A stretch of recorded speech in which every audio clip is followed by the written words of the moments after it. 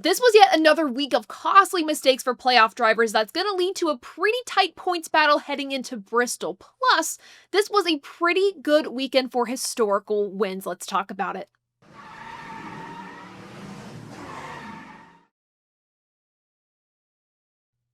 Hey everyone, it's Taylor Kitchen and welcome back to Above the Yellow Line on the ATYL Media channel. This weekend, NASCAR was at Gateway for the Xfinity Series and the NASCAR Cup Series.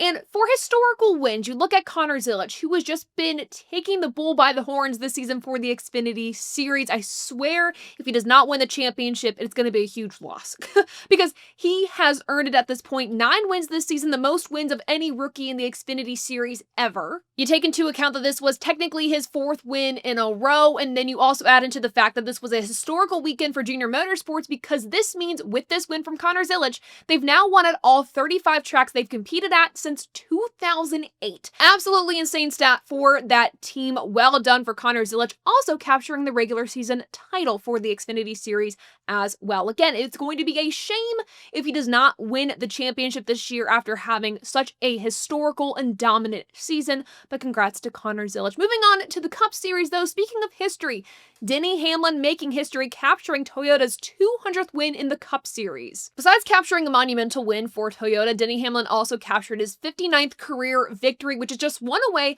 from tying Kevin Harvick for 10th on the all-time wins list, which is insane. You also think about this too. It locks Denny Hamlin into the round of 12 with his teammate Chase Briscoe, a very good start to the playoffs for Toyota. And of course for Joe Gibbs Racing as a whole, but Denny Hamlin led 75 laps to win this race. Very well done for his team, and they executed flawlessly practically all race long, where other drivers struggled, especially the second place finisher in last week's winner, Chase Briscoe. Briscoe was in the middle of a 3-wide situation with Christopher Bell on his inside, Daniel Suarez on the outside of him. Briscoe locked up his tires. There was contact made with Daniel Suarez. Suarez went into the wall. So tough situation for Briscoe there, kind of in the middle of that. And then what was even worse was going down pit road several times after that. They had issues getting that left rear tire off the car. So it set them back a little bit ultimately though, as you can see by the results. They made it work. And in that 3rd position, we have Chase Elliott. And quite honestly, the best I've seen that 9 team perform from start to finish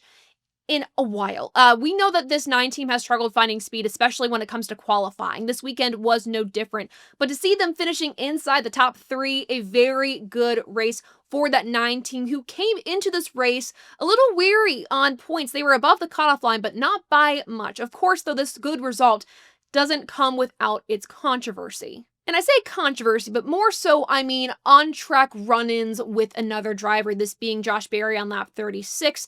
They were in a 3-wide move. Chase Elliott just moved up and tagged the 21 of Josh Berry. Josh Berry got into the wall, irreparable damage to his car. Josh Berry did not finish this race. 2 abysmal weekends in a row. Of course, wrecking early at Darlington, they were able to complete the race with, being several laps down. For this race, though, did not finish it, and they are in a must-win situation heading into Bristol. Following the race, of course, Chase Elliott was happy with the result his team had, but could not stop profusely apologizing to that 21 team of Josh Berry. He said he felt really bad. If he could take it all back, he would. He's known Josh Berry and this team his entire life, essentially, and just hates that he ended up causing this for that team. Said that it was in no way intentional, and he hopes they know that. So, awful result for Josh Berry, but good result for that 9 team. Speaking of 2 playoff drivers running in on track, let's talk about Ryan Blaney and Kyle Larson, because I quite honestly have no clue how to explain this one. Really, I don't, because Kyle Larson literally drove up the track and into Ryan Blaney, spun Ryan Blaney out. Ryan was pretty heated over the radio, and after the race, he was like, I just told Larson, I don't know what I did to deserve that. Larson, after the race, said, I just made a mistake. He had tried something similar a few laps prior, running the same line, trying to dive it into the corner the same way, and then it just did not work. Clearly, these situations have a sort of way of working themselves out, because many laps later, Kyle Larson was involved in an incident on a restart with Bubba Wallace literally getting stuck in first gear. It stacked up all the cars behind him. Kyle Larson, one of those cars that got stacked up, got damaged. The rear diffuser flap dropped, and he had to go back to pit road to get things fixed. So Kyle Larson did not have a good end to his day. Ultimately, with where he was running, had a potentially race-winning car, finished in that 12th position. So I guess for Ryan Blaney, there was at least some karma there for the incident, but again, for Ryan Blaney, finished inside the top 5. So ultimately, he was okay Frustrating situation, but he was fine. Speaking of top 5, Joey Logano, a 5th place finish, finally a good result for that 22 team at a track that they've won at recently. In 6th, John Hunter Nemechek back-to-back results for that Legacy Motor Club car. In that 7th position, Christopher Bell, and we know Christopher Bell's been struggling recently. They have not put together the results that his teammates have been putting together, and Bell knows this. Post-race, Christopher Bell said, "These are the fastest cars I've ever run in my Cup Series career. We're just not putting it together." He said, quote, "I think we're just underperforming." So a good result ultimately for Christopher Bell, a top 10, but not where that car should be. In that 8th position, we have Bubba Wallace. In 9th, Chris Buescher. In 10th, Ty Gibbs. Your other playoff results are 11th, William Byron. 12th, Kyle Larson. 16th, Tyler Reddick.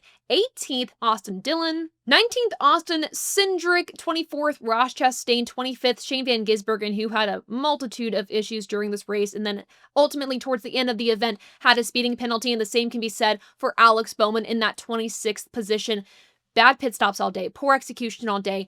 This team is just not coherent right now. And you hate to see it, and I hate to see it especially because I have Alex Bowman moving on to the next round in the playoffs, and I would like my bracket to look at least like close to 100% when we leave Bristol, but I know this 48 team can do better. I know they can, but the execution is completely off, so hopefully they can go into Bristol, reset a little bit, and do better, for lack of better words. Of course, last but not least, in that 36th position is Josh Berry. But looking at our playoff points right now, here are where things shake up. You have Austin Dillon, the first driver under the cutoff line, minus 11 to the good. You have SVG minus 15.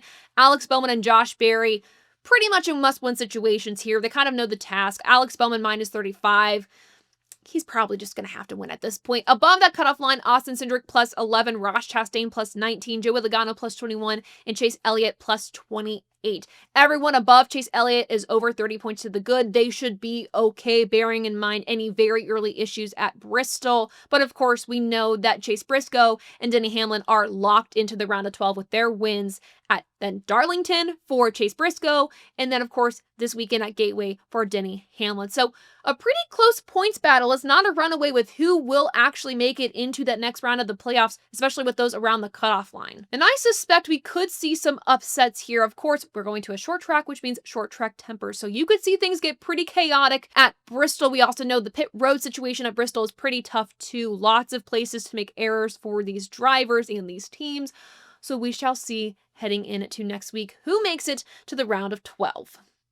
Let's rate this race above or below the yellow line. To be quite honest with you all, I had no hope at all for this race being good whatsoever. We knew going into the weekend that track position was going to be literally everything. It was going to be hard to pass, but I was pleasantly surprised by what we saw. Granted, what we saw was kind of aided by the amount of cautions we had during the day to give us some chaotic restarts and a chance for these drivers to move their position up through the pack. But overall, I thought this was fun. 15 lead changes, of course. There's playoff drama involved, which will always help amplify a race. Gateway also has one of the narrowest pit roads on the NASCAR Cup Series schedule, so it's going to be a test for these teams, a place where they can easily make mistakes, and we can see how these drivers and these teams rebound from them. So that was really fun to see throughout the day, too. And yeah, it's still pretty difficult to pass, not gonna lie. It was pretty frustrating, but you did see drivers like Christopher Bell towards the middle of the race go from outside the top 20 into the top 10 in a pretty decent amount of time, less than 20 laps to get there. So